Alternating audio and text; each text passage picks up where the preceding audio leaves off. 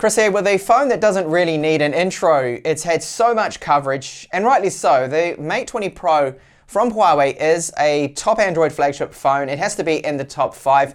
It has a 6.39-inch OLED screen with a resolution of 3120 by 1440p. My version has 8GB of RAM and 128GB of super fast storage that breaks 900MB reads. That's really quick, in fact the fastest I have seen. The build looks a lot like my Samsung Galaxy S9 Plus, but I would have to say that it actually feels in hand a little bit more refined and the build ever so slightly better. The same goes for the screen there. Now those cameras on the rear, we have a 3x optical zoom sensor, which is 8 megapixels, and it takes a good photo. It's great for getting in close, very handy, just like the 2x optical I have on my Samsung Galaxy S9 Plus. A 40 megapixel main sensor, and then we have a also very handy wide lens on there, which is 20 megapixels. Now the cameras as a package, when you look at it as a package, factoring in focus, video, bitrate, and audio, are quite disappointing in terms of video quality. As you see later on in this review, I feel that's a massive letdown, one of the weaknesses of Huawei's Mate 20 Pro. So what do you get in the box? You get their supercharger. This is rated with a maximum output of 40 watts, which is massive. This charges the phone in just 1 hour and 10 minutes in my testing from completely flat. In 30 minutes, you get around 68%. So that's exceptionally quick. You get an instruction leaflet there. That one's all in Chinese because I have the Chinese version. You get a clear case, some in-ear headphones, and of course the Type-C charger cable, and then a Type-C to 3.5mm adapter. The Mate 20 Pro comes out to be 8.6mm thin and weighs 190 grams, but that's not bad considering it has a 4200 mAh battery. So we do have a little bit of a top bezel, and of course we have that wide notch. Now this notch is not as ridiculous as the Google Pixel 3's notch, which I laughed at when I first saw in store, but here we've got a 24 megapixel camera, the earpiece. There is a bunch of other sensors on here, so there's a dot projector and everything else they need for that 3D face unlocking. And of course, if you really hate that notch, then you can hide it because it's got an OLED screen, the blacks look very dark, and it looks pretty much like the top bezel you get on the Samsung Galaxy S9 Plus, as you can see. Up the top, you'll find an IR transmitter. Great to have this on here. 2 antenna lines, and then one of 3 microphones. This is used, of course, for noise cancellation and in video. And our buttons, these are on the right side. So we have a red power button, then the volume up and down. They are both made out of metal. They have a good feel to them, and they don't rattle around. Along the bottom, you will see the 2 distinct antenna lines, which, as I mentioned, look a lot like Samsung's. And then we have a Type-C port with a speaker behind it. Our SIM tray, which will house 2 nano SIMs, or 1 nano SIM and their micro SD card. But it's not actually a micro SD, it's their own format from Huawei. So it's a glass covered back, and I have the silver version here, which is very prone to fingerprints, very slippery as well. But if you go for, say, the midnight blue, it has those lines on it, which gives it a little bit of texture, tiny little bit more grip, and resists fingerprints a little better. And here is what the case looks like on the phone. So it is going to protect the cameras only just. You can see there's about a millimeter difference between where the case is and then that camera module, which sticks out a little bit. It offers protection for the buttons as well, and the screen, if you do place it face down, will not actually be touching the table here, for example. So the build quality is premium, and compared to the Samsung Galaxy S9 Plus on the left, it feels ever so slightly better because it's a little bit more narrow, and I find that it's just easier to get access to the button. And not only that, the edges, the way they've done the edges on the Mate 20 Pro, they're just a little bit more rounded off, a little bit smoother, feel better in hand, and overall it just gives it a slightly better feel to the S9 Plus here. Face unlocking is also much quicker than my S9 Plus. As I'll demonstrate now, tap the button, very quick, do that again. Most of the time, it is quick, just as you've seen. Taking a look now at the in-screen fingerprint reader. So you tap the screen first, that'll wake it up. You see the little icon here. Hopefully that's not going to get burnt into the screen. I'll place my thumb on there, which is a bit awkward for me. And you can see it unlocks. So how long did that take? It's about 1 to 2 seconds. It can be a little bit slower at times. Now sometimes you don't get the position 100% correct. And it will not work every single time. So expect it to work maybe 8 out of 10 times. And here it seems to be working for me quite well. Overall, I don't have any real issues with it. It's just not as fast as those rare fingerprint readers from the likes of, say, the OnePlus 6. I'll take a look now at the screen in detail. So I know there's been something going around with Gluegate. There's been a problem with the glue between the glass and then the OLED panel below. Luckily for me with this unit, it's perfectly fine. Now you're going to get this right here. You can see that the edge screen is exactly the same as my Samsung Super AMOLED panel that's in the S9 Plus. You get that discoloration, you get the color shifting out. Now that's just a trait there of the screen.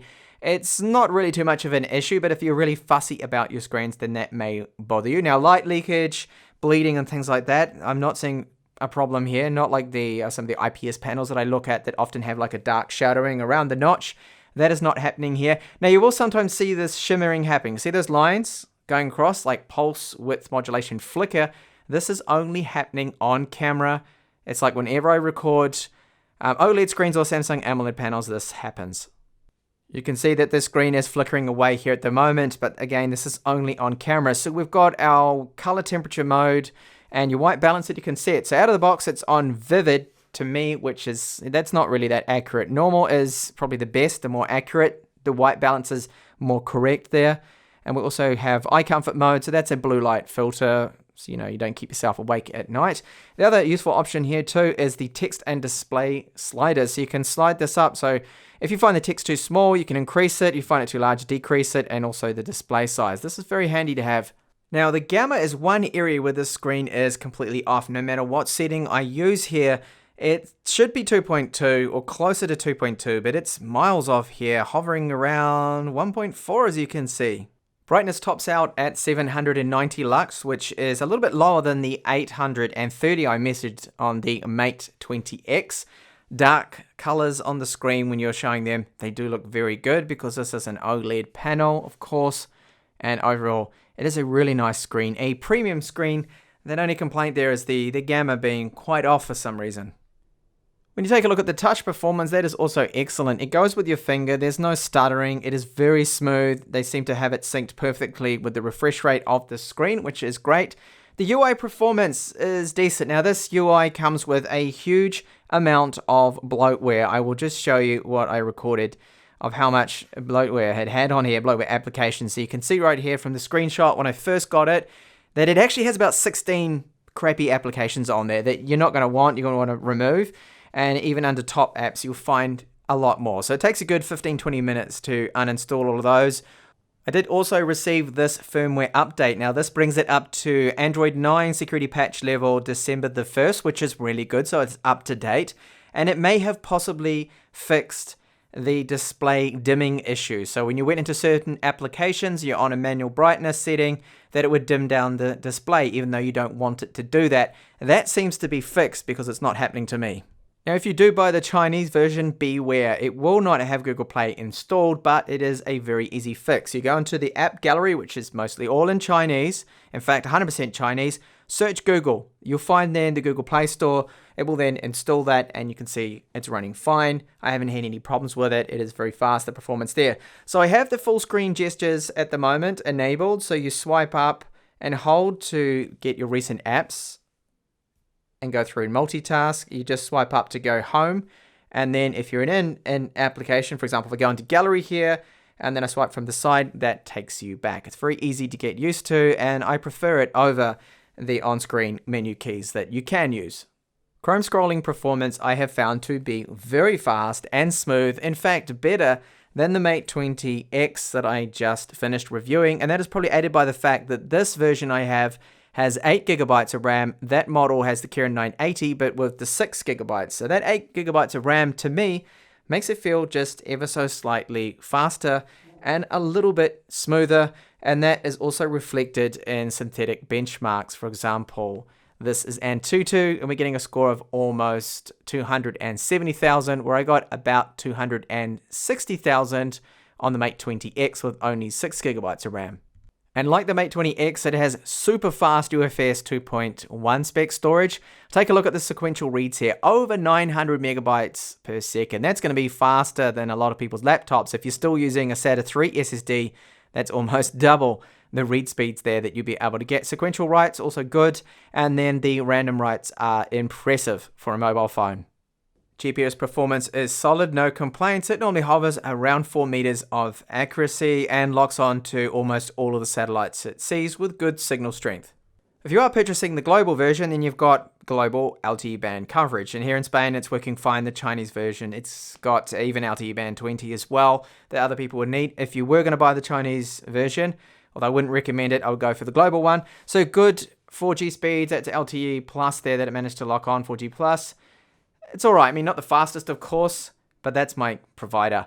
And here we have wireless performance, so no problems there as well. So the signal strength, the range that I'm getting is all good. It all checks out. On to battery life. So it is very good. This is way better than my Samsung Galaxy S9 Plus. I've got 9 hours of screen on time. I had 14% battery left. I could possibly get 10. Now, I was using the screen set to 200 lux, and this is my use. So it was heavy use. I did a bit of gaming, so PUBG. By the way, PUBG, I don't know if it's because of the turbo boost, but it burns through the battery. Very quick PUBG. YouTube streaming, Prime Video as well. I was watching that. Google Play Services was using a little bit of battery, Chrome, and general use. Overall, the battery holds up really well. It's going to be a 2-day mobile phone for most people, and maybe even 3. Now, if you're going to buy the Chinese version, you need to be aware of this if you want to use a third-party launcher, and that is Nova Launcher, for example. Okay, it's running. Oh, that's great. Swipes up, you can see all your apps, performance is really good. But what happens when you go home? It brings back Huawei's launcher, their EMUI. You can't override it because they will not let you set Nova Launcher as the default launcher or any third-party launcher. I have some good news for those of you out there that like to use Netflix on your mobile phone. That DRM info tells us it has security level with Wi-Fi level 1. What that jargon translates into is Netflix will run in HD, full HD. It's not going to be stuck in standard definition, and it works really well. And for those wondering about a notification LED, there is one that is up here, but as far as I can tell, it's not a multicolored one, definitely not as good as the one on my Samsung Galaxy S9 Plus. Now, your notifications, you can have the icons as you can see right now, or you can actually change it over to numbers if you want, so you can see how many you have. Now onto gaming performance. So as expected, it performs really well. This is on the ultra frame rate on HD. And you don't notice really any performance dips at all until it gets hot after gaming for about 30 minutes or so. When you go in with the scope, that's all very fluid and smooth.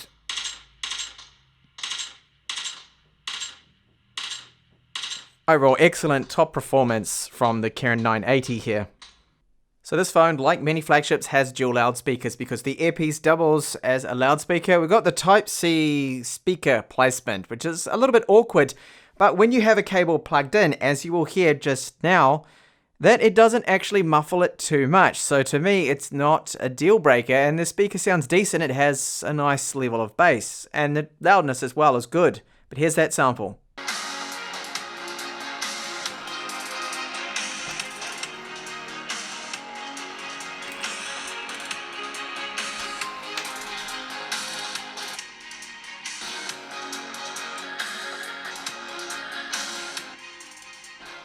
So as you can hear from that when you plug in a cable to charge it and use the loudspeaker at the same time, it's not actually muffling it at all much. Hardly anything, just a tiny little bit.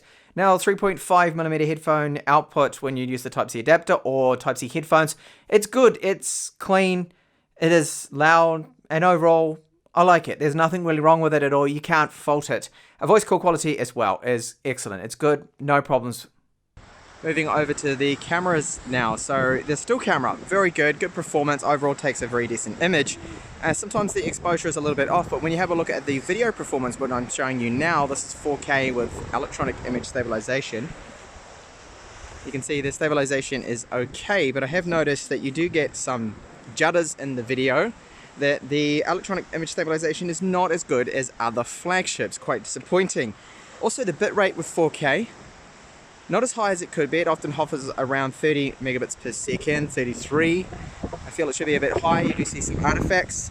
And then the audio quality from those microphones. You often get like a reverb or some sort of noise cancellation effect that comes in, which is quite distracting and disappointing as well. Now, if you do look at this video on a 4K monitor, on a 4K TV, you'll notice compared to, again, other flagships, that the quality is a little bit soft. It's not so sharp. Now you can swap over to the other lenses. So this is now the wide lens I'll show you. But when you pan around with this one, you'll notice it will start to drop frames and the video performance is quite choppy. I mean, the lens probably ideally is not set up really for video. And then when you move over to the 3x zoom, while it's great to zoom in, you can see the quality really does drop off and is quite disappointing. Let's have a look now at the front-facing camera. So this is the front-facing camera. It has electronic image stabilization, and because it is using that, it has to crop the image. It's 1080p, and right now I've got to push my arm right out to get it at what I would call like a reasonable kind of normal length that you would get with a front-facing camera. You can see the electronic image stabilization works reasonably well. It's keeping the image steady, and good to have this. Flagship cameras, phones, mobiles should all have image stabilization with the front-facing cameras. A lot of them still don't. And when I walk along, you can see it's doing a good job here overall of steadying out the image. I find that the front-facing camera can be a little bit soft at times, and it is focusing and keeping my face in exposure, which is good when you can see the background there with the sun is very bright, but it's meant to do this. Now I can override this, of course. If I tap the screen, then it's now focused onto the background, and that has adjusted the exposure and everything there. Now you'll notice that the mics, sometimes they have this funny kind of effect to them, like almost like noise cancellation or a bit of reverb or something like that, because of the way I'm holding it, perhaps blocking the mics a little on the end, is why this happens. So video performance in low light, you can see now, is not good at all. It's actually very poor. Look at the grain, look at the artifacts. It's dropping frames. Now if you swap over to the 3x, then you'll see what I mean there. Look how bad that is. It's all washed out. We're losing a lot of detail. And indoors, low light, you can see now the front-facing camera has a lot more grain to it. The electronic image stabilization also doesn't work as well, but of course this is to be expected in these difficult conditions.